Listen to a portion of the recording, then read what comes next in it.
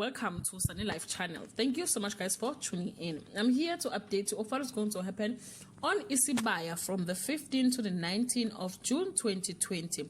Monday, Phumelele asks for Fenyang's help and they have some unexpected fun together.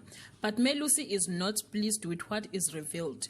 On Tuesday, Ndwele is summoned to answer for herself. Phumelele takes Thokozane into her confidence and realizes Melusi is not happy and tries to reassure him. On Wednesday, Caesar put her own plan into action. She is coming for the valley. Jabu has a plan for himself and Ndwele and the baby. On Thursday, Caesar's plans for the valley are progressing as someone from the past prepares for his shocking return to power. Jabu reveals his own plans for the future to Siphokazi.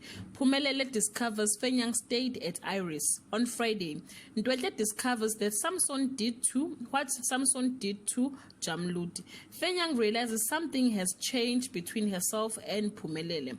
Guys, this is all I have for today. You can leave your comment below and share your thoughts. Bye.